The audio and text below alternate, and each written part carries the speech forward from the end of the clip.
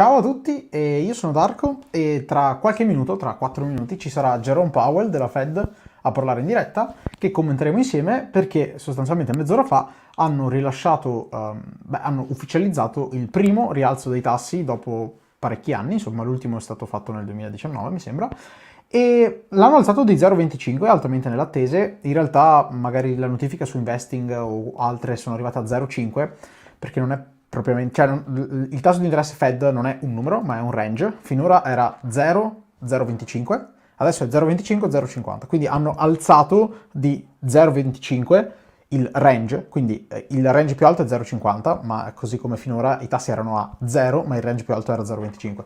Quindi c'è stato appunto un rialzo di 0,25 altamente previsto. E poi oltre a questo hanno rilasciato Summary of Economic Projection, che in realtà era la cosa più importante. Ci sono un bel po' di grafici e quello che ha fatto crollare i mercati, perché appena è uscito questo foglio qua ha iniziato la discesa, perché i mercati oggi erano super entusiasti. Il nasdaq era decisamente a più 3, adesso è a più 1, il Dow Jones era parecchio verde, adesso è piatto, e l'S&P ha perso molto, lo vedete proprio il declino qui. Come mai? Per questo è il motivo per cui il mercato ha deciso di scendere, perché hanno rivisto le loro aspettative di inflazione, di PIL e di tassi di interesse a fine anno. Beh, i tassi di interesse a fine anno sono a 1,9, se li attendono, quindi nel range 1,75-2, che forse è un po' più alto di quanto ci si poteva attendere. Comunque le attese erano cioè il range atteso era o tra 1,5 e 1,75 oppure 1,75-2. Loro hanno deciso di mettere 1,75-2, ma non è questo il grosso problema, perché comunque era tutto assolutamente scontato dal mercato. Secondo me il problema è questo. Il problema è il calo che vedono nel PIL, nel GDP, che nelle proiezioni che hanno fatto a dicembre si aspettavano al 4% per il 2022 e adesso invece si aspettano un 2,8% nel 2022 e poi gli altri numeri sono rimasti invariati. Per quanto riguarda l'unemployment rate, hanno tenuto il 3,5 fisso, che è il loro livello di maximum employment, che è quello che si aspettano. Insomma, l'economia per loro è al massimo quando questa percentuale di disoccupazione è al 3,5, adesso è al 3,8, quindi sicuramente si aspettano che entro fine anno arrivi al 3,5.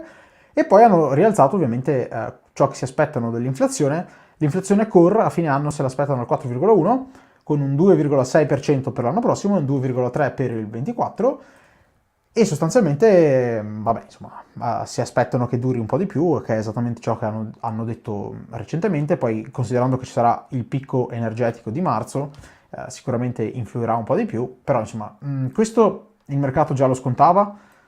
Queste cose, cioè il mercato già le scontava. Quello che forse non scontava era questo, perché la stima di Bloomberg era 3,6, invece è uscito 2,8. Quindi questo è stato il problema principale per me. Però tra appunto un minuto inizierà a parlare Jerome, che seguiremo direttamente in diretta, e niente, poi risponderò ai commenti e a tutto quello che c'è sostanzialmente. Vediamo se... Ah, ovviamente dovrete dirmi se il volume è a posto o meno, perché questo è problematico. Io non so mai aggiustare il volume quando parla Powell. Adesso provo, anche perché sta arrivando. Quindi, aspetta che condivido questa parte qui. Allora.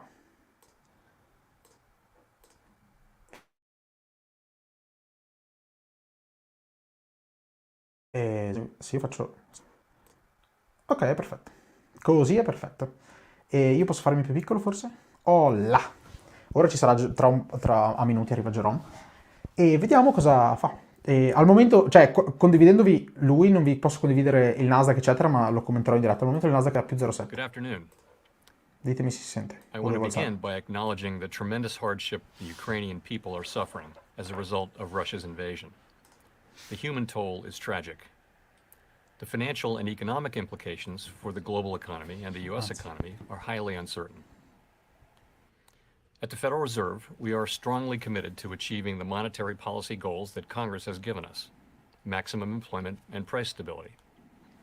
Today, in support of these goals, the FOMC raised its policy interest rate by 1/4 percentage point. The economy is very strong, and against the backdrop of an extremely tight labor market and high inflation, Ma se io parlo the si sente committee bene sopra di anticipates that lui? ongoing increases in the target range for the federal funds rate will be appropriate. In addition, we expect to begin reducing the size of our balance sheet at a coming meeting. Sì, perfetto, ho fatto il test Economic col telefono, activity sono expanded at contento. a robust 5.5% pace last year, reflecting progress on Vabbè, come al vaccinations and the solito reopening of the all'inizio sta economy, parlando fiscal di and cose che ha monetary rilasciato, policy quindi non è support, nulla di interessante. La cosa and the più healthy importante financial positions sono of i households commenti, and cioè le domande che gli businesses. arrivano dai giornalisti, Bloomberg, The rapid CNBC, spread Fox, of the eccetera, eccetera, Omicron e variant led quindi to le some domande slowing in sono, come al economic solito, la cosa più activity early importante. this year, but cases have declined sharply since mid-January, and the slowdown seems to have been mild and brief. Although the invasion of Ukraine and related events represent a downside risk to the outlook for economic activity, FOMC participants continue to foresee solid growth. As shown in our summary of economic projections, the Ok, median projection for real GDP growth stands at 2.8% this year, 2.2% next year, and 2% in 2024. esattamente quello che The ho appena labor detto. market has continued to strengthen and is extremely tight. Over the first 2 months of the year, employment rose by more than 1 million jobs. In February, the unemployment rate hit a post-pandemic low of 3.8%, a bit below the median of committee participants' estimates of its longer-run normal level. The improvements in labor market conditions have been widespread, including for workers at the lower end of the wage distribution, as well as for African Americans and Hispanics. Labor demand is very strong, and while labor force participation has increased somewhat, labor supply remains subdued. As a result, employers are having difficulties filling job openings, and wages are rising at their fastest pace in many years. FOMC participants Vabbè, expect the qua di labor nuovo la market to remain disoccupazione di strong, cui with the parlavamo median projection anche for the nel mio unemployment rate ultimissimo declining video. to E 3.5% by the end of this year abbastanza, and cioè il mercato del remaining near lavoro è that level fortissimo, quindi non thereafter. hanno problemi da questo punto di vista. Inflation remains well above our longer-run goal of 2%. Chiaro.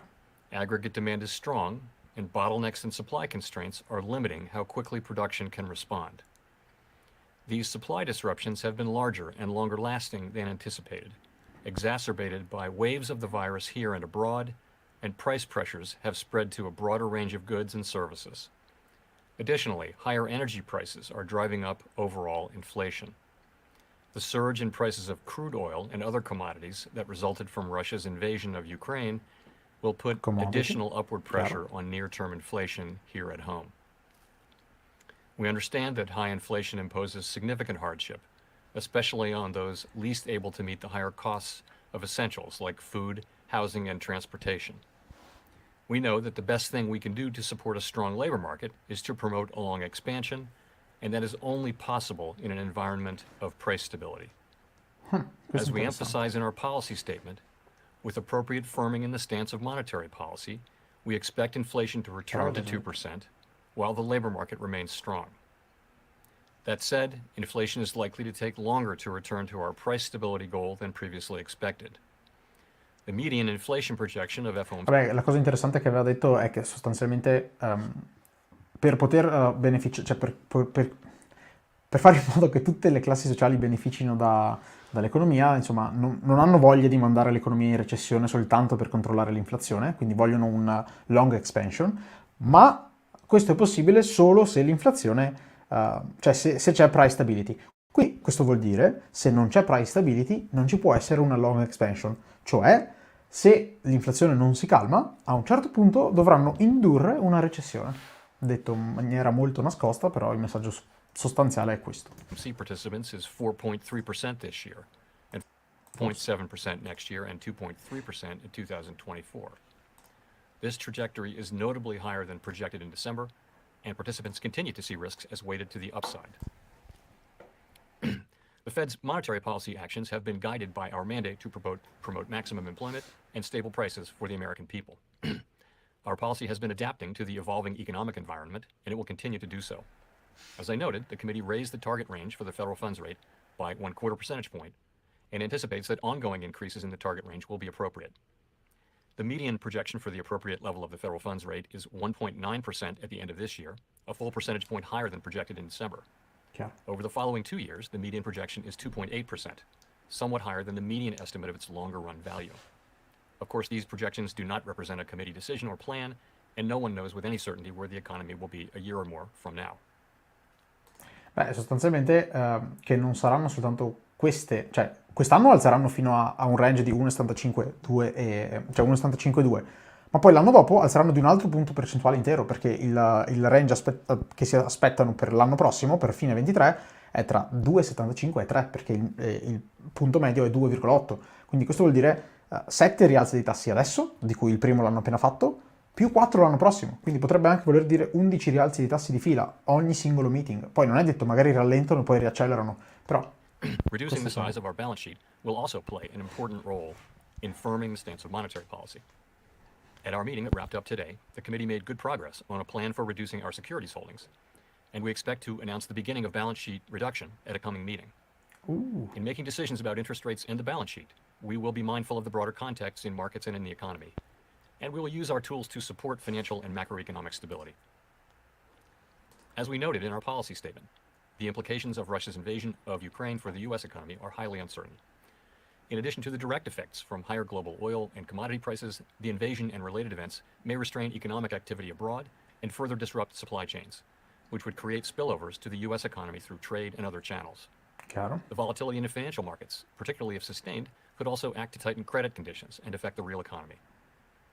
Ah, non gli piace la volatilità nei mercati finanziari perché potrebbe danneggiare il sistema finanziario, cioè l'economia reale. Comunque no, prima quello che ha detto è che hanno fatto dei buoni progressi nel definire come inizieranno a diminuire gli asset che hanno a bilancio, cioè rivendere tutti i bond che hanno comprato, beh non tutti ovviamente, però iniziare a rivenderli, e che annunceranno un piano nel prossimo meeting, quindi probabilmente ad aprile annunciano come vorranno sbarazzarsene e suppongo inizieranno a sbarazzarsene a luglio. Making appropriate monetary policy in this environment requires a recognition that the economy often evolves in unexpected ways.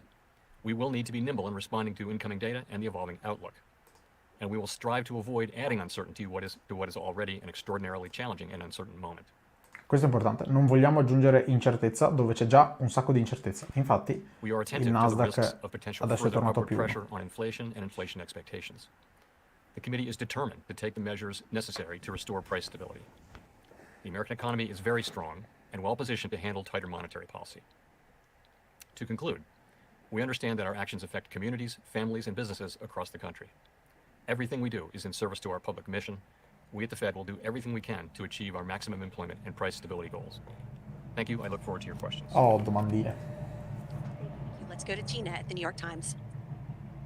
Hi, Chair Powell. Thank you so much for taking our questions. I wonder if you could detail your thinking a little bit about how you're considering the risks of going too fast and potentially tipping the economy into recession, and how you're weighing those risks against the possibility of going too slowly, allowing inflation to become embedded and kind of getting behind the curve. Bella domanda. So, I guess I would start by saying that, in my view, the probability of a recession within the next year is not particularly elevated. And why do I say that?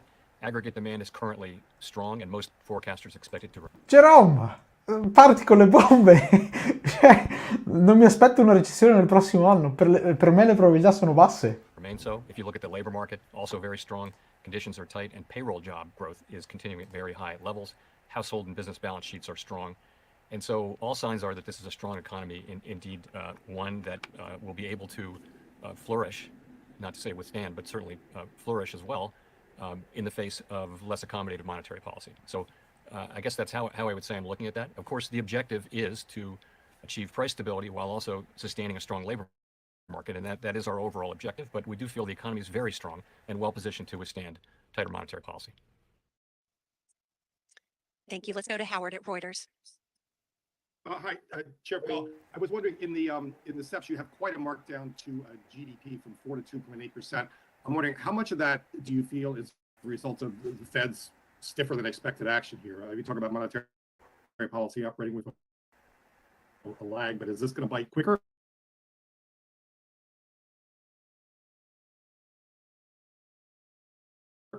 than expected?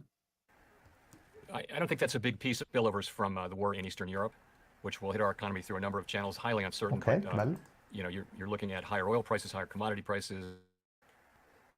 It'll be move those assessments down. I don't think. Quella del New York Times general, è una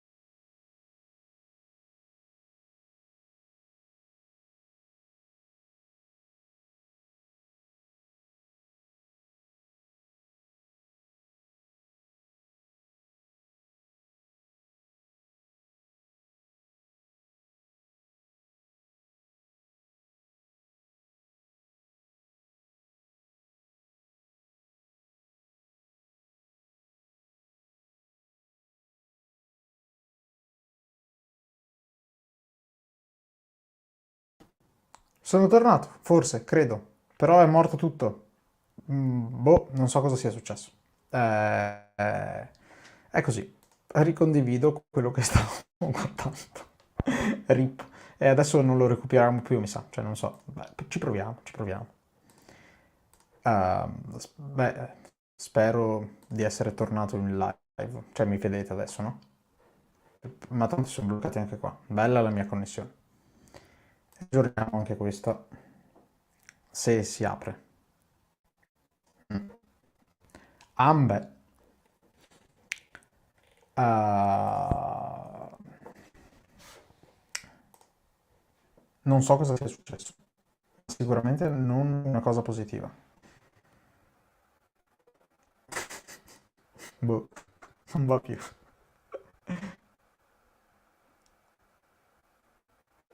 È morto tutto. Raise interest rates to begin the Ok, è balance sheet tornato. shrinking. Però dobbiamo recuperare la domanda. Che stava facendo? Why do I say Dai, però. that? Aggregate demand is currently Ok, questo strong, and l'abbiamo già most sentito. forecasters expect it to remain. Però è imbarazzante. So, if you look at the labor market, also strong, conditions are tight, and payroll job. No, è impossibile.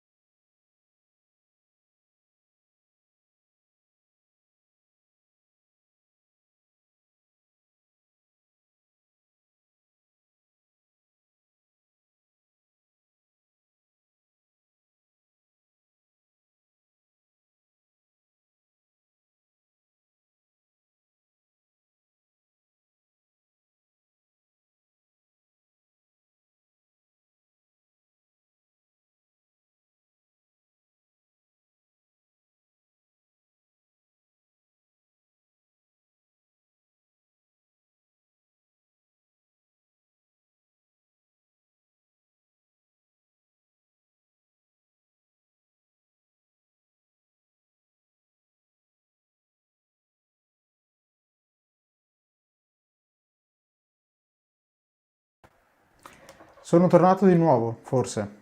Non lo so. Ok, ricondividiamo. Io suppongo che tutti quelli che siano usciti abbiano fatto bene, perché anch'io sarei uscito. Però vabbè.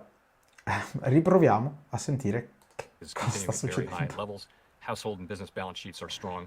And so all signs are that this is a strong Boh, economy, vabbè. indeed, one that will be able to be a piece of it, actually. I think some of that is just an early assessment of the effects of the Sì, uncertainty. questo So l'avevo think, già detto. remember, economy is somewhere around 1.75%, 2.8% is strong economic growth. It would have been one of the strongest years, in fact, of the last expansion. So while it's lower than last year's 5.8%, it's still quite strong growth. So I would say it's quite a strong forecast. So in that context, Vabbè, comunque, ripartendo da quello di cui stavamo parlando, sostanzialmente gli hanno detto se il rialzo dei tassi che si aspettano impatta la crescita economica che si aspettano, perché adesso si aspettano un 2,8 di crescita e prima si aspettavano 4. La risposta di Powell è stata no, in realtà il 2,8 deriva dal fatto delle incertezze dovute alla situazione con la Russia e non dal fatto che alzeranno i tassi, perché comunque l'economia è forte lo stesso. what would trigger you to go faster or slower on the rate hikes? Ongoing increases doesn't really tell us whether this is going to come in bigger chunks or evenly paced through the year. So the way we're thinking about this is that every meeting is a live meeting, and we're going to be looking at evolving conditions. And if we do conclude that it would be appropriate to move more quickly to remove accommodation, then we'll do so. I can't be perfectly specific about it, but that's certainly a possibility as we go through the year. Thank you. Thank you. Let's go to Rachel at the Washington Post. Thank you, Sentiamo Michelle. Rachel. Thank you, Chair Powell, for taking our questions. I'm curious if you can be specific on when you expect to see inflation will start to come down, especially with a combination of rates going up, fiscal aid dissipating from the economy, and supply chains getting better. And if you don't start to see that, how will you signal it? What will you be looking for, and what will you be looking for over the course of the year? Thank you. So I guess I would say that before the invasion of Ukraine by Russia, so let's go back to that. I would have said that the expectation was that inflation would peak sometime in the first quarter, maybe the end of the first quarter of this year, and then maybe stay at that level or a little bit lower, and then start to come down in the back half of the year. So now we're already seeing a little bit of short-term upward pressure in inflation due to higher oil prices, not natural gas a little bit, but not so much for us since we have our own natural gas supply, other commodities prices. The other thing is that you're seeing supply chain issues around shipping and around lots of countries and companies and people not wanting to touch Russian goods. So that's going to be more tangled supply chains. So that could actually push out the relief we were expecting on supply chains generally. So I guess I would say that the expectation is still that inflation will begin to come down in the second half of the year. But if you look at where I read the SEP headline median, we still expect inflation to be high this year, lower than last year. And then we expect, though, particularly with the effects of the war, but also the data we've seen so far this year, we expect inflation to remain high through the middle of the year, begin to come down, and then come down more sharply next year. Beh, cioè senza l'invasione dell'Ucraina da parte della Russia si aspettava che il massimo di inflazione sarebbe arrivato adesso, tipo verso la fine del primo trimestre, cioè esattamente adesso, e mentre adesso si aspetta che l'inflazione resti moderatamente alta per tutto l'anno, inizierà a scendere nella seconda parte dell'anno per poi scendere molto più rapidamente l'anno prossimo. Ci sta. Let's go to Nick at the Wall Street Journal. Nick Timmeros of the Wall Street Journal. Chair Powell, over the last 6 months, the Fed has shifted its policy stance quite a bit. 6 months ago, you were still buying assets. Most officials weren't projecting any interest rate increases this year. And yet, despite the shift over the last 6 months, real rates are as negative today as they were then. So how concerned are you that further inflation surprises will offset the effects of recent policy firming by leading real rates to stay at levels that do not actually provide much restraint to the economy? Thanks. So that's one of many ways of capturing the situation, which is that the committee really does understand that the time for rate increases and for shrinking the balance sheet has come.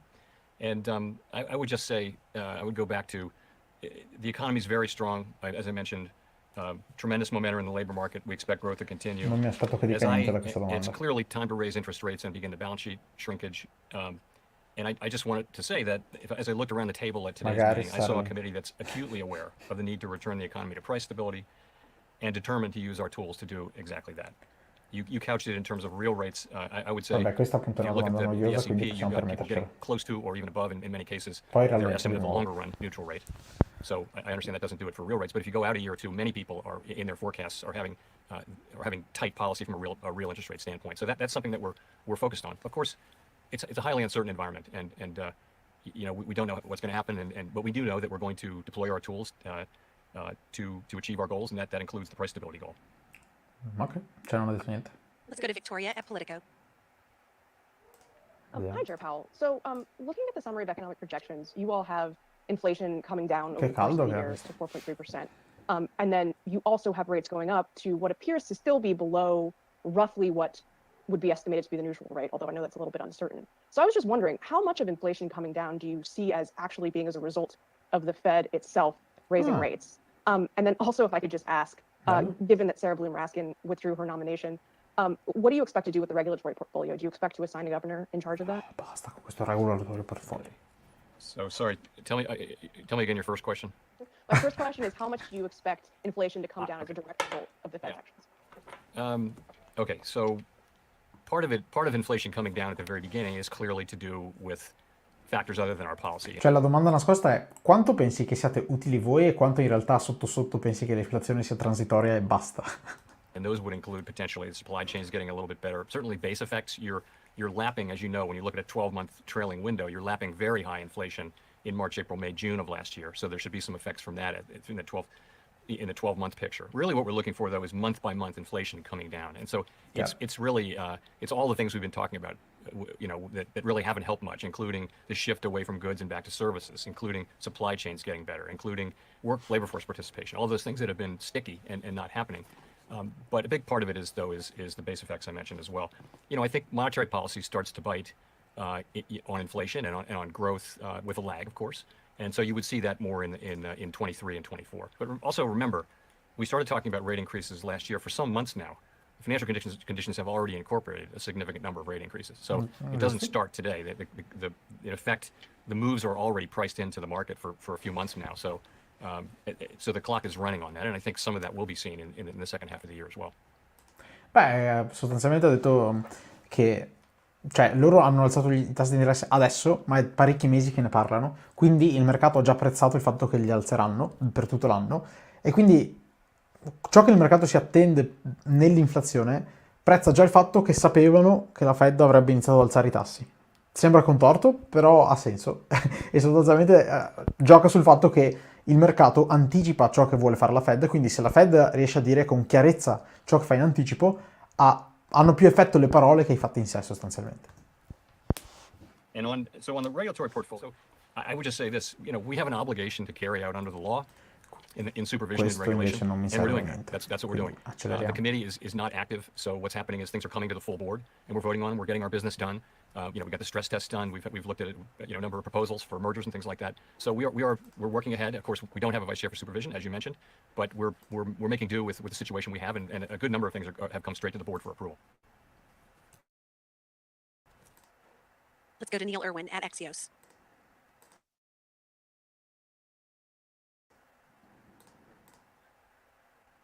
Let's go to Neil Irwin.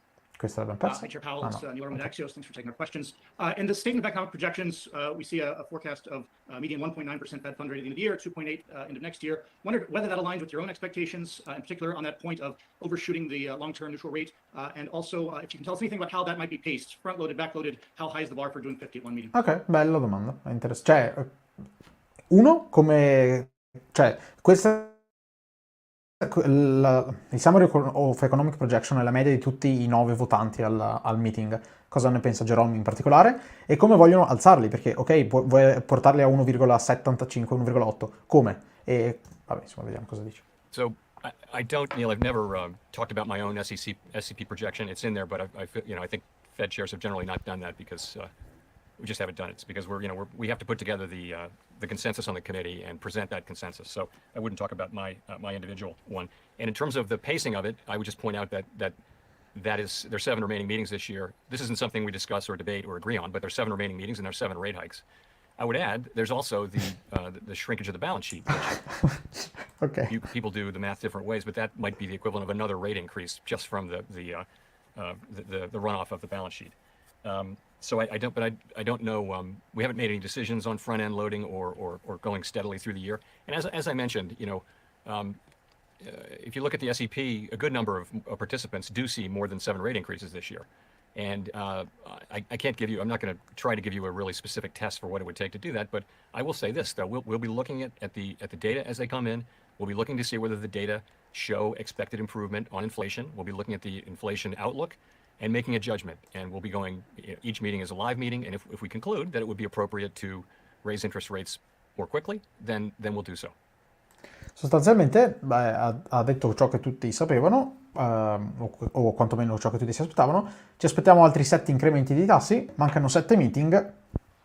Insomma, sostanzialmente un rialzo a ogni meeting, a meno che non arrivino dati fuori di testa. Non si sa che dato specifico, infatti non ho voluto dire un dato specifico, ma se arrivano cose fuori di testa potranno anche fare 0,5 in un solo meeting, o magari saltare un meeting. Insomma, possono aggiustare le cose, ma al momento mancano 7 incrementi e mancano 7 meeting.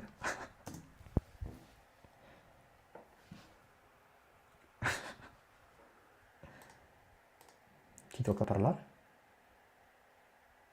Sono buggati anche loro. Non ci posso credere. Ma cosa è successo? Jerome. I'm going to try one more time. Colby Smith at the FT. Ok. Quindi la connessione non era solo la mia, anche la sua non è messa benissimo. Jerome! Okay, we'll come back to Colby. Let's go to Edward Lawrence. The last time the CPI inflation, I know you're looking at the CPI inflation was as high as it is was July of 1981 when the effective federal funds rate was 19.2%. But given the current data, how far behind the curve of inflation do you believe the Federal Reserve is in your mind? Ok, domanda provocatoria. So I just would say a couple Quanto of things. siete indietro? We have the tools that we need, and we're going to use them. And as you can see, we have a plan over the course of this year to raise interest rates steadily and also Penso to non run off the cambi balance molto. sheet. We will Anzi, take the necessary steps to ensure le that high cripto sono inflation does not correlate become al entrenched, Nasdaq while also ormai. supporting a strong labor market. And as I mentioned, if we conclude that it would be appropriate to move more quickly, we'll do so. I'll leave it to others to make the judgment you ask for. And then just as a follow on that, I wanted to Cioè, get you non on ti the record on rispondo. this. What impact has there been on your job, given the fact that you No! No! I lost you in the middle of the question. Ma si è scollegato! Ok, vedete, la connessione non è soltanto un problema mio. È tutto rotto. not actually confirmed, has there been any impact on your job or the Fed's ability to handle inflation? None whatsoever. Cioè, non vuole rispondere a quello di Fox. È troppo Okay, let's go to provocatorio. Colby Smith, the FT. Thank you, Michelle. Chair Powell, how concerned is the committee about the notable pickup in services inflation, which is perhaps less likely to self-correct?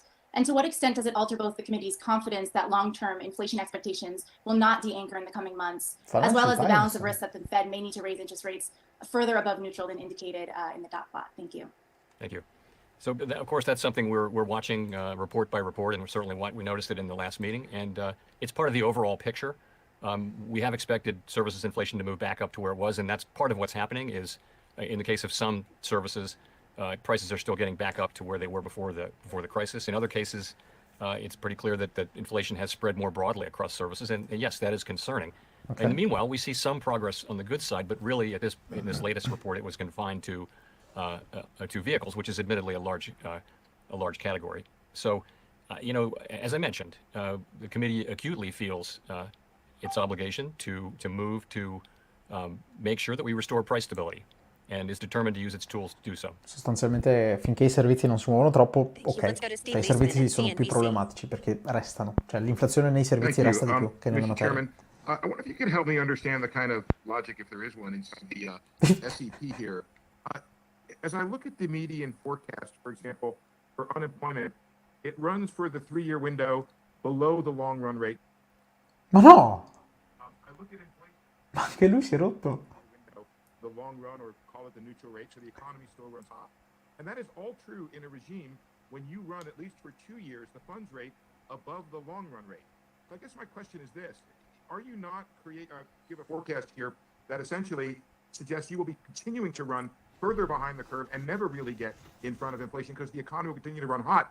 And kind of on a related issue, you said earlier, inflation will take longer to return to price stability than we had originally expected.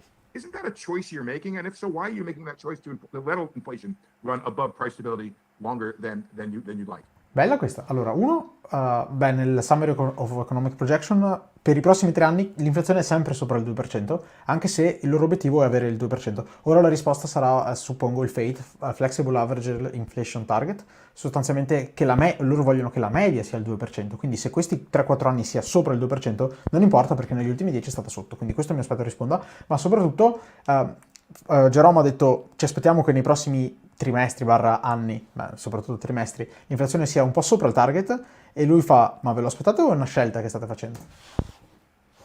Right. So if you look, first of all, you're looking at medians, but understand that it's not something we voted on. It's not a plan. But if you look, people do have their by the end of this year, broadly people are at or close to, or in some cases above, their estimates of longer run neutral interest rate. Okay. So that should stop pushing. That should, in other words, that should be a removal of accommodation for monetary policy, basically. At the same time, we will have done significant balance sheet runoff, and you can think of that as further. In the next year, and just looking at the median, you're now above above the what people estimate to be the longer run median. So and also in many people's forecasts, that actually amounts to tight policy in real rates as well.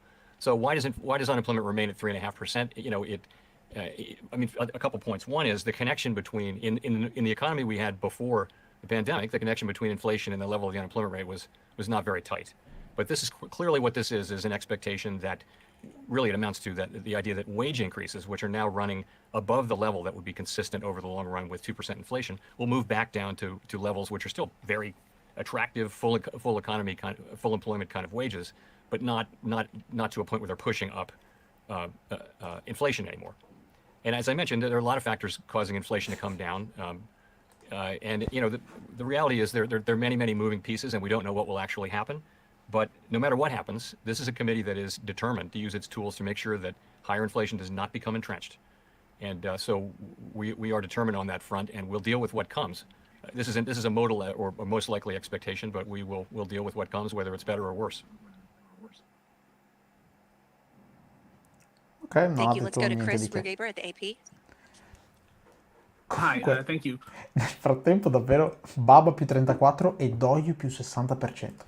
Well, let me follow up a bit on that. I mean, there are a lot of economists skeptical that you can reduce inflation as much as you've penciled in without raising the unemployment rate. And I'm wondering just what are the mechanisms you see in reducing demand? I mean, outside housing and autos, how do higher Fed rates reduce consumer demand unless it's through higher unemployment? Thank you.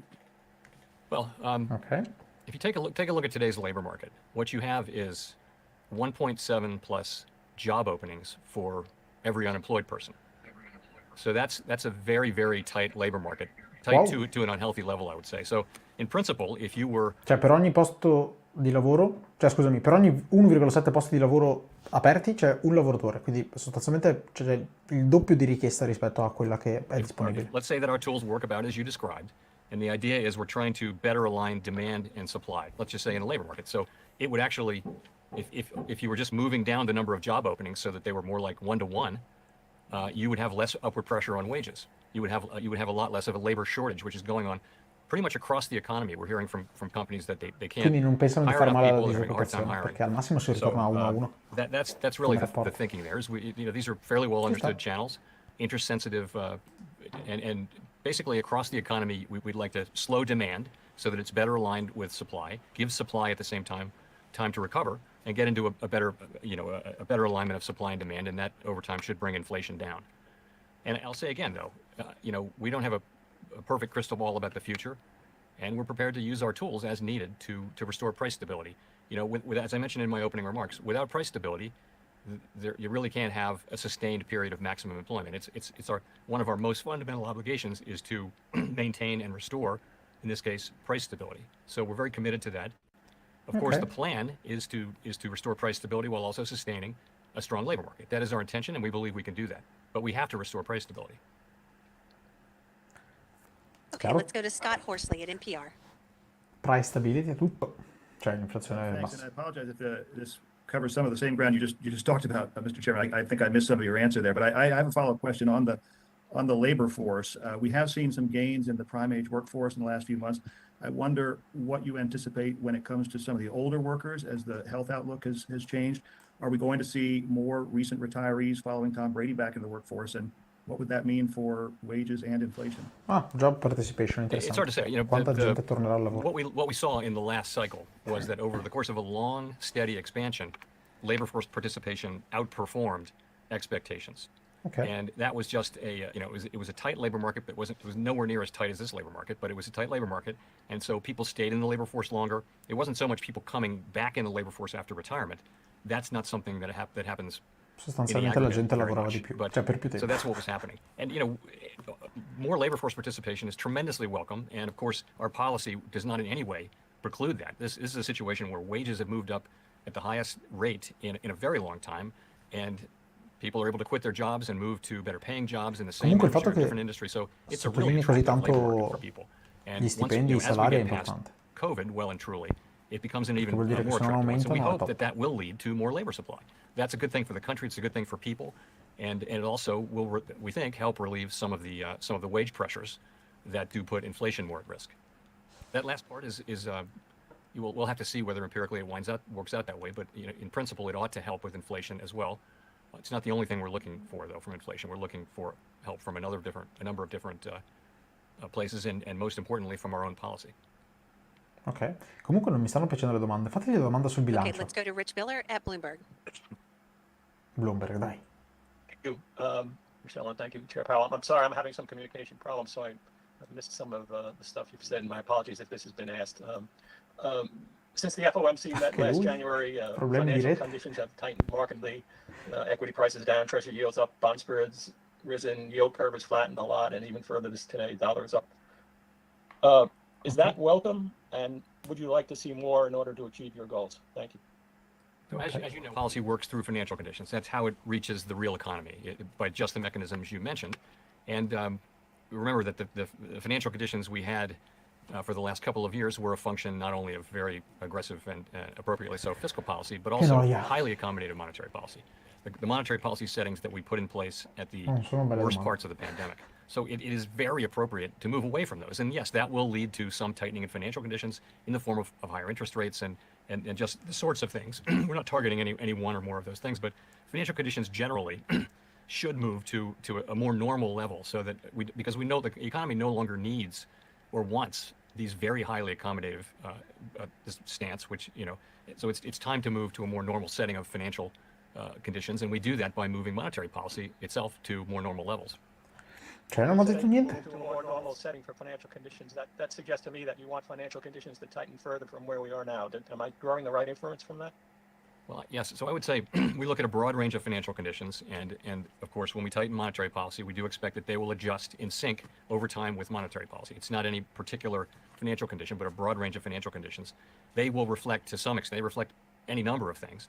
But yes, we need our policy to transmit to the real economy, and it does so through financial conditions, which means as we tighten policy or remove accommodation so that it's at least less accommodative, that broader financial conditions will also be less accommodative. Vabbè, sostanzialmente ha spiegato che cosa Thank you. fanno. Just a little housekeeping note. Those of you in this call may be having some tech issues. If so, I understand the broadcast is coming through clearly on www.federalreserve.gov. So you might go there for the audio. And now we'll go to Gene Young. Ma tutti per come problemi di rete? Ma cos'è sta cosa diffusa? Chair Powell, I wanted to ask about the balance sheet discussion you had at this meeting. Can you give us any more details? Brava. Did you discuss whether to cap runoffs or whether to increase those caps over what period, if there were any details? Questo può essere Yes, importante. thank you for asking. So at our meeting today and yesterday, we made excellent progress toward agreeing on the parameters of a plan to shrink the balance sheet.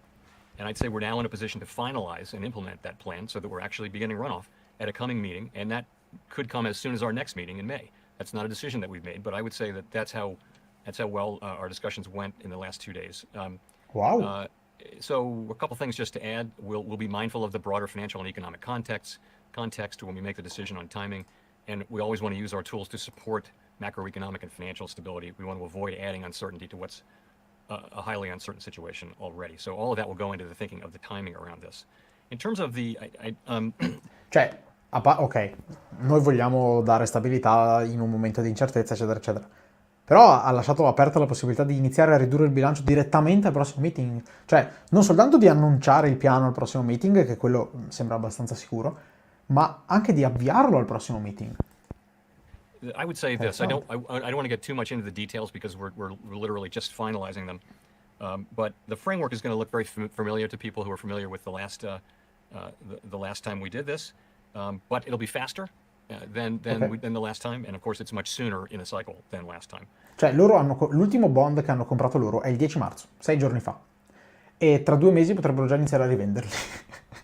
Ok? E li venderanno velocemente. But it will look familiar to you, and I would also say that I'm sure there'll be a more detailed discussion of our in the minutes to our meeting that come out in 3 weeks, where I expect that we'll lay out, pretty much the parameters of what we're looking at, which I think will look quite familiar. Cioè nei prossimi minutes che usciranno tra 3 settimane spiegheranno che cosa hanno deciso cioè che cosa stanno pensando di fare col bilancio. Quindi tra 3 settimane, quando usciranno i minutes, avete presente quelli che hanno fatto crollare il mercato a gennaio per quello che si erano detti a dicembre? Ecco, esattamente quelli, quando usciranno tra 3 settimane, potrebbero far crollare di nuovo tutto, se al momento si avrà recuperato nel frattempo, perché lì inizieranno a parlare di come ridurre il bilancio, e dalle poche parole che ha detto adesso, loro potrebbero iniziare a ridurre il bilancio direttamente al prossimo meeting. Cioè, tipo, si presenta a maggio a parlare e dice, sì, comunque da domani iniziamo a vendere. Quindi questo è da vedere tra 3 settimane, Thank you. quando Let's go to usciranno i Michael minutes. McKee at Bloomberg TV. Mr. Chairman, since September of 2020, you've been operating on a monetary policy framework that let the economy run hot to bring unemployment down. That seems to be over, but I'm wondering how you would describe your reaction function now. What is it that the Fed is trying to do other than bring inflation down? In other words, is it we're going to keep raising rates until it comes down to an acceptable level? Yeah, so I want to clear one thing up again, and that is that nothing in our new framework or in the changes that we made has caused us to wait longer to raise interest rates. What we said in the framework changes was, and this was really a reflection of what had happened for the preceding couple of decades, actually. What we said was, if we see low unemployment, high employment, but we don't see inflation, then we're not going to raise rates till we actually see inflation. That's what we said, and that was the sense of it. There was no sense in which if we got a burst of really high inflation, we would wait to raise rates. That's simply not in the framework. In fact, quite the contrary. The framework is all about anchoring inflation expectations at 2%. So I do hear this, that the framework, we can't blame the framework. It was a sudden, unexpected burst of inflation, and then it was the reaction to it, and it was what it was. But it was not in any way caused by or related to the framework. So come to today. Ok, cioè non è che volevano che l'inflazione salisse tanto per mantenere forte il mercato del lavoro. Semplicemente è stato inaspettato, è successo quello che è successo e adesso si ritrovano qui. Okay. I think our vision on this on the committee is very, very clear. What we see is a strong labor market. We see a labor market with a lot of momentum, great job creation, and we see the underlying economy strong. Balance sheets are strong. Yes, there are threats to growth from what's going on in Eastern Europe, but nonetheless, in the base case, there's a pretty broad expectation of strong growth. But inflation is far above our target. And the help we've been expecting and other forecasters have been expecting from supply side improvement, labor force participation, bottlenecks, all those things getting better, it hasn't come. And so we're looking now to using our tools to restore price stability, and we're committed to doing that. And you see that, I think, in the summary of economic projections, and you see that in the decision we make, and you will continue to see it in the decisions we make going forward. Beh, comunque per come inquadra la situazione Russia-Ucraina, sostanzialmente lui dice che il mercato americano è fortissimo, inarrestabile, bellissimo, continuano a crearsi posti di lavoro, eccetera, eccetera, però poi c'è la cosa lì nell'est Europa che ci dà fastidio, cioè che potrebbe rovinarci i piani, tipo smettetela. Cioè il mercato americano è davvero forte. You Paul don't Volcker. think unemployment is going to rise significantly, but if it does that temper your desire to keep raising rates? Well, the goal, of course, is to restore price stability while also sustaining a strong labor market. We have a dual mandate and they're sort of equal. But as I said earlier, price stability is an essential goal. In fact, it's a precondition really for achieving the kind of labor market that we want, which is a strong and sustained labor market. We saw the benefits of a long expansion, a sustained labor market. It pulled people back in, and there were really no imbalances in the economy that threatened the long expansion. The pandemic arrived. It was just a completely exogenous event. Cioè, senza la pandemia si poteva continuare a espandersi all'infinito, cioè non all'infinito, ma insomma non c'era nessun segnale di crisi sulla crescita economica, nonostante sia durata 12 anni, tipo 11, e quindi loro vogliono riportare a quelle condizioni lì. Per poter arrivare a quelle condizioni lì serve un'inflazione più bassa, giustamente. So that's how we're thinking about it. We of course want to achieve cioè avevano la formula magica fino a 2 anni fa. But we do understand also that really you can't have maximum employment for any sustained period without price stability. So we need to focus on price stability, in particularly because the labor market is so strong and the economy is so strong. We feel like the economy can handle tighter monetary policy. Okay. Thank you. Let's go to Brian Chung at Yahoo. Yahoo. Hopefully no tech issues here on this front. Wanted to ask just kind of the broad question about how you are communicating what the Fed's doing here today to the average American who might not be reading the dot plots or understanding what the FCP is. How is the 25 basis point hike today and then the signaling on future Fed policy going to address the inflation that they're feeling at the stores on a daily basis? Sure. So I guess I'd start by just assuring everyone that we're fully committed to bringing inflation back down and also sustaining the economic expansion. We do understand that these higher prices, no matter what the source, have real effects on people's well-being. And really, high inflation takes a toll on everyone, but it's really especially on people who use most of their income to buy essentials like food, housing, and transportation, where, I mean, we've all seen charts that show if you're a middle-income person, you've got room to absorb some inflation. If you're at the lower end of the income spectrum, it's very hard because you're spending most of your money already on necessities and the prices going up. So but it's punishing for everyone. So it has been a difficult time for the economy, but we do anticipate that inflation will move back down, as I mentioned earlier. It may take longer than we like, but I'm confident that we'll use our tools to bring inflation down. And you ask about rates. So the way that works, I would explain, is as we raise interest rates, that should gradually slow down demand for the interest-sensitive parts of the economy. And so what we would see is demand slowing down, but just enough so that it's better matched with supply, and that will bring inflation down over time. That's our plan. Spiegato cosa fanno i rialzo dei tassi. Abbassare la domanda. Grazie. Cioè, non ho detto niente. Hi, Chair Powell. Thank you so much for taking my question and doing this today. My question is a follow-up to what Brian just asked. What is your message to consumers out there who can no longer afford the basics due to this high inflation? Well, that is, yes, indeed. I mean, as I just said, I think we do understand very much, and we very much take to heart that it's our obligation to restore price stability. And we've had price stability for a very long time, and maybe come to take it for granted. But now we see the pain. I'm old enough to remember what very high inflation was like, and we're strongly committed as a committee to not allowing this higher inflation to become entrenched, and to use our tools to bring inflation back down to more normal levels, which our target is 2% inflation.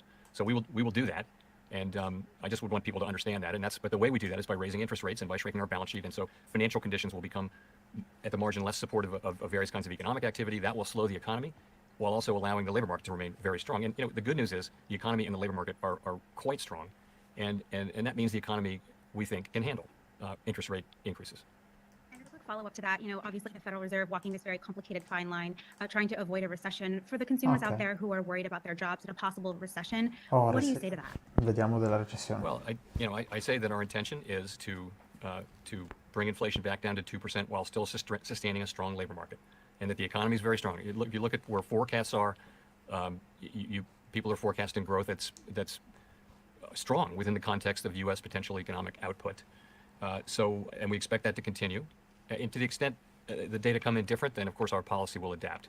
But we do believe that our policy is the appropriate one for this forecast, and we believe that we can bring down inflation. We believe that we can do so while sustaining a strong labor market. The labor market it's not strong in the ordinary sense of the word. We have not seen a labor market where there were 1.7 job openings for every unemployed person. Cioè il mercato del lavoro più forte di sempre. If you add job openings to those who are employed, that's actually substantially a larger number than the size of the workforce, than the number of people who actually count themselves as in the workforce. So this is a situation where demand is higher than supply, and when that happens, prices go up. And so we need to use our Stiamo tools facendo una lezione di to move supply and economia demand back. And base. we don't think we need to do this alone. There will be other factors helping that happen, but we certainly are prepared to use our tools, and we will. Quando la domanda è troppo alta i prezzi vanno su. Chi l'avrebbe mai detto? Vabbè, essenzialmente non l'ha detto esplicitamente, ma lui ritiene che l'economia è abbastanza forte da riuscire ad assorbire tutti questi rialzi dei tassi senza finire in recessione, e se ci fosse il rischio aggiusteranno il tiro. Quindi se c'è il rischio di una recessione a breve, potrebbero non alzare di tanto i tassi, magari fermarsi, o magari addirittura riabbassarli nuovamente, eccetera, eccetera. Quindi non vuole una recessione, che l'ha detto anche all'inizio, quindi questa è un'ottima cosa, e appunto ritiene che l'economia statunitense può permettersi di assorbire tranquillamente 7-8 rialzi dei tassi, perché da qui a un anno e mezzo si aspettano un tasso di interesse al 2,75%, quindi non a zero come adesso, ma insomma un incremento bello sostanzioso. Thank you. Let's go to Simon at The Economist. Thank you, Michelle. Thank you, Chair Powell. Sorry to take you away from inflation for 1 minute. May I ask about the sanctions on Russia, and specifically the freezing of the central bank assets? Of course, that raises a similar risk for other sovereigns around the world and their biggest companies potentially. Any concerns about, in the long term, how this might affect the dollar's status as the preeminent global reserve currency? And in the past, have you had to deliver any kinds of reassurance to other central bankers around the world? Well, so of course, central bankers around the world are generally very, very in favor of these sanctions. But let me say this: sanctions are really the business of the elected government, and that's true everywhere. So the administration, the Treasury Department in particular, and other agencies, they create these sanctions. We're there to provide technical expertise, but it's not our decisions. So I'm reluctant to comment on sanctions really much because again, they're not for us. We have a very specific mandate, and these are really the province of elected governments, as I mentioned. So I'd have to leave it at that. Quindi non commenta. Ok. Thank you. Let's go to Nancy Peccato. Marshall Genzer at Marketplace. Hi, Chair Powell. Thanks for taking the question. You've been talking a lot about rising wages, which on the one hand is a great thing, but are we possibly seeing the beginning of a wage price spiral? Spirale inflazionistica, chissà chi ne ha parlato nell'ultimo video. So the way I would say it is this: we first of all, I would agree with the premise that wages moving up is a great thing. You know, that's how the standard of living rises over time, and generally it's driven over long periods by rising productivity. But what we have now, if you look at these the wage increases that we have, we look at we're blessed with a range of measures of wages that all measure different things. But right now they're all showing the same thing, which is that the increases, not the levels, but the increases are running at levels that are well above what would be consistent with 2% inflation, our goal, over time. Okay. And that may be, we don't know how persistent that phenomenon will be. It's very hard to say. And that's really, I think, the sense of your question about a wage price spiral is that something that's going to start happening and become entrenched in the system? We don't see that. You can see, for example, in some... Ok, cioè quindi non vediamo segni di una spirale inflazionistica, ma il rialzo dei salari è comunque alto, che insomma se diventa persistente non va bene, perché comunque il rialzo annuale è stato del 6%, che è tanto sopra il 2% che tutti si aspettano. Quindi, insomma, la spirale non c'è, però... Wage increases early on, those wage increases look like they may have slowed down to a normal level, but it comes back to, you know, what I'm saying here, which is there's a misalignment of demand and supply, particularly in the labor market, and that is leading to wages moving up at ways that are not consistent with 2% inflation over time, and so we need to use our tools to guide inflation back down to 2%, and that would be in the context of an extraordinarily strong labor market. We think this labor market can handle, as I mentioned, tighter monetary policy. And the overall economy can as well. But yes, wages are moving up faster than is consistent with 2% inflation. But it's good to see them moving up. But it wouldn't be sustainable over too long of a period to see them moving up that much higher. And that's because of this misalignment between supply and demand. We expect to get more labor supply. We did last time. We got more than we expected during the last cycle. This time we've gotten much less than expected. So it's not easy to predict these things. But we do expect that we'll get people coming back in the labor market, particularly as COVID becomes less and less of a factor in many people's lives. Something we all Ci aspettiamo che la gente wish. torni al lavoro, ci mancherebbe So that's altro. how we think about it. Ultima domanda, ci sta? Hi, Chair Powell. I think you said to the Senate earlier this month that in hindsight, the Fed should have moved earlier. And it sounds like today that you don't think that the Fed is late. And I just wanted to get your clarification on that. And if you still think that the Fed is behind the curve, how much behind the curve is it? Cioè, 2 settimane fa il congresso aveva detto forse avremmo potuto iniziare ad alzare i tassi prima. E però adesso, oggi, ha detto che non sono in ritardo, quindi siete in ritardo o no? Right. So we are not. We don't have the luxury of 2020 hindsight in actually implementing real-time decisions in the world. So, the question is, the right question is, did you make the right decisions based on what you knew at the time? But that's not the question I was answering, which is knowing what you know now. So I think if we knew now, of course, if we knew now that these supply blockages really and the inflation resulting from them in collision with very strong demand, if we knew that was what was going to happen, then in hindsight, yes, it would have been appropriate to move earlier. Obviously, it would be, but again, we don't have that luxury. And then but that's a separate question from your other question, which is behind the curve. And I don't have the luxury of looking at it that way.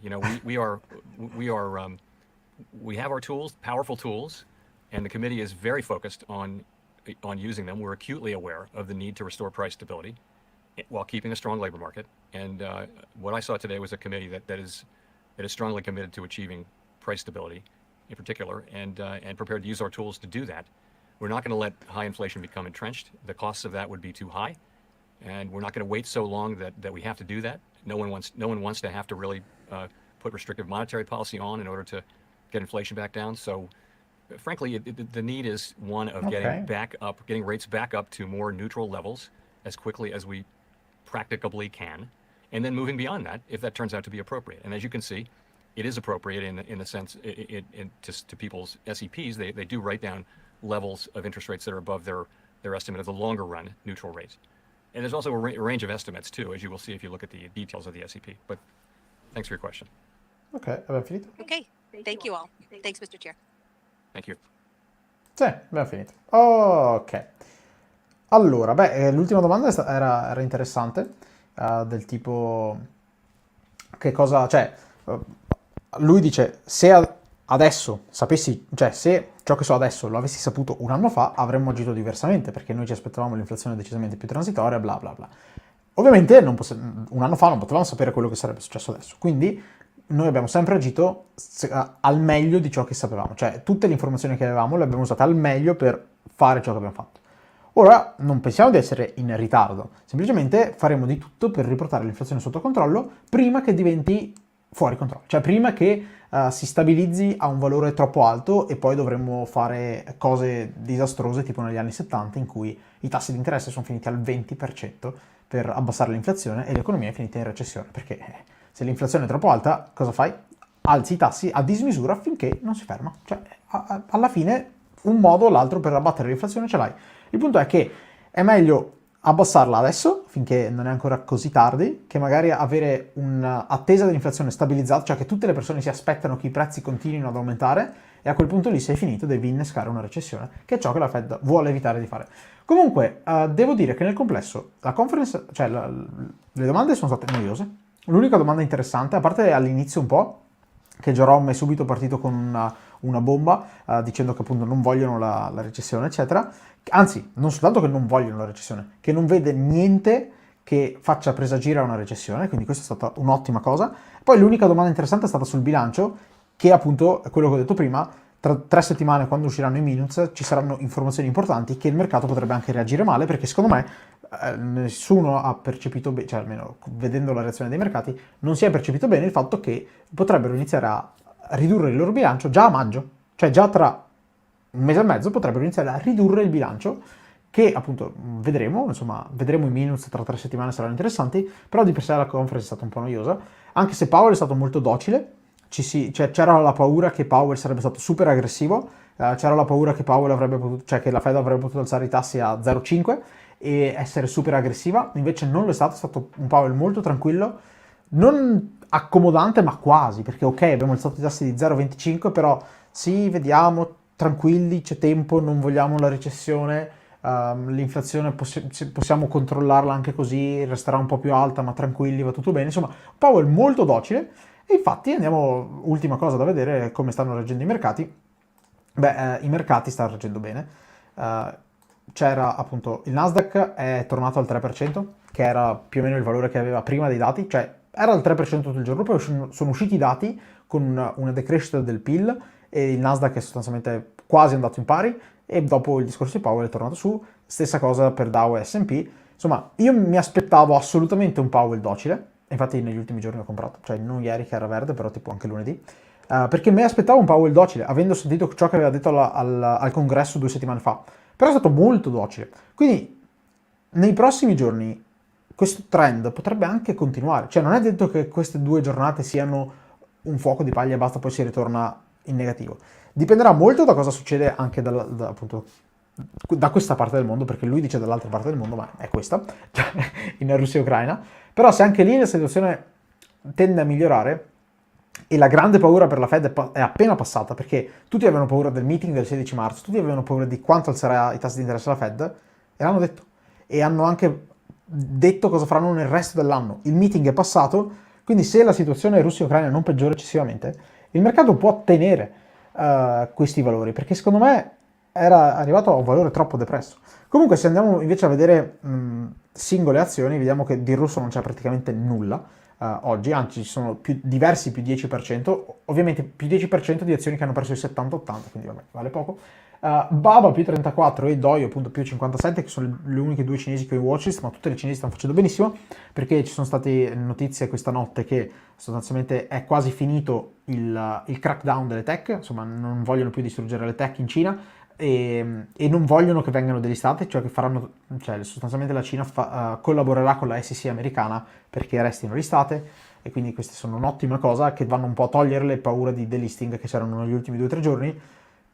Ci sta, però appunto Baba più 34% è letteralmente tornata ai valori di una settimana fa, quindi ok, belle questi valori, però Baba aveva fatto 2 giorni da meno 10, quindi ha solo recuperato i valori di una settimana fa, quindi se le tensioni diminuiscono può continuare a fare così, se le tensioni tornano a scendere, che è il suo trend, non basta un giorno di più 30% per invertirlo. Poi oggi ci sono anche state ultimissime cose da dire, ci sono state trimestrali di, Doyu, che ha fatto una trimestrale, cioè brutta, un po' sopra le attese, però brutta, però vabbè, il fatto che sia cinese, che sia una small cap e che è facile muoverla, vabbè, più 57%, però insomma, l'azienda non mi piace più da parecchio tempo. Shift ha fatto un'ottima trimestrale invece, però ieri aveva fatto più 20, oggi sta facendo meno 2, vabbè. E Shift, la trimestrale era top, però anche lì, insomma, il problema è quando riuscirà a sopravvivere, perché loro hanno detto che saranno profittevoli da un punto di vista EBITDA nel 2025, però il punto è arrivarci al 2025 in cui bruceranno parecchi soldi. Per fortuna hanno 200 milioni cash e quest'anno si aspettano di bruciare 120-130, quindi a fine anno dovrebbero comunque avere una settantina di milioni cash senza grossi problemi, quindi il 2022 sopravvivono. 2023 vediamo. Hanno fatto un'acquisizione interessante, quindi Shift ottima trimestrale in realtà, e l'altra trimestrale che c'era era Tattoo Chef, che ha fatto schifo.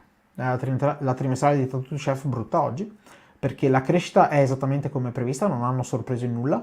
La crescita prevista per il prossimo trimestre non l'hanno data, hanno dato quella per l'intero anno, non ha sorpreso, però i margini sono orribili. Gross margini di Tattoo Chef orribili nella trimestrale, sia in questo trimestre che quelli proiettati per tutto il 2022, più il costo del marketing è abbastanza alto, quindi Tattoo Chef male, Doyu male, Shift bene, che erano le 3 small che mancano, perché sono tutte quante sotto il miliardo di capitalizzazione, che sono le uniche 3 small cap che seguo, cioè le uniche vere small cap che seguo. Poi c'è anche Corsair, che vabbè è una small cap ma non così small, è comunque sopra i 2 miliardi di market cap, e poi vabbè c'è tutto il resto che insomma il nasdaq è praticamente più 3%. Questo è tutto ciò che avevo da dire, e vediamo se c'è qualche domanda interessante.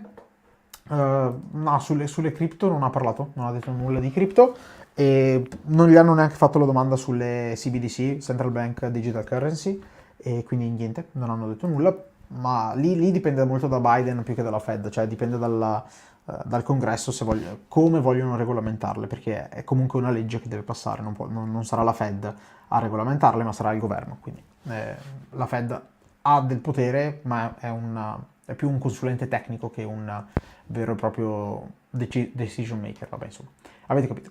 Detto questo, ci vediamo direttamente al prossimo video, spero vi sia piaciuta nonostante i 5 minuti di interruzione dovuti alla mia linea orribile, ma per fortuna anche Powell aveva una linea orribile, quindi ci vediamo al prossimo video. Ovviamente potete iscrivervi e guardare le altre cose che ci sono nel mio canale e in descrizione, tipo iscrivervi ai broker che uso.